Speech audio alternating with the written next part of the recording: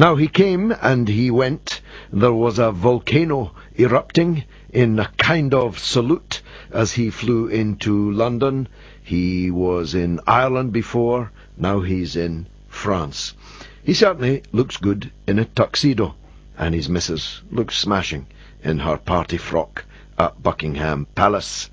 And it was Charles and Camilla's first outing of its sort, and by all accounts they did quite well, by which I mean they didn't knock over any crockery, spill any gravy over their guests. You get my drift.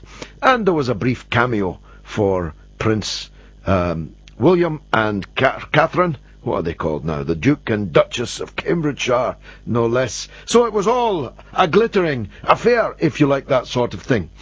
But where do you stand on the special relationship? David Cameron said that it was an essential relationship, though when he asked President Obama to get involved in a bit more of the fighting in Libya, President Obama thought that was an essential too far.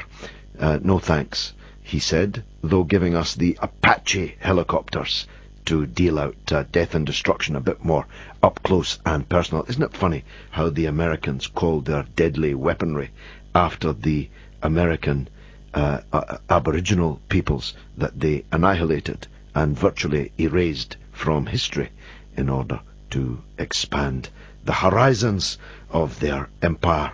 Well, you've probably gathered where I stand. I love the people of the United States of America. I'm virtually, certainly, the only man in the entire 19th century whose great-great-grandmother emigrated from America to Scotland when hundreds of thousands were sailing in the opposite direction. It's said that she got on the wrong boat in New York Harbor. Certainly when she ended up in Dundee after Manhattan, it must have been a little bit of a culture shock. But if she had not, I would not be here. I have the entire collection of Bob Dylan Happy Birthday Bob in triplicate.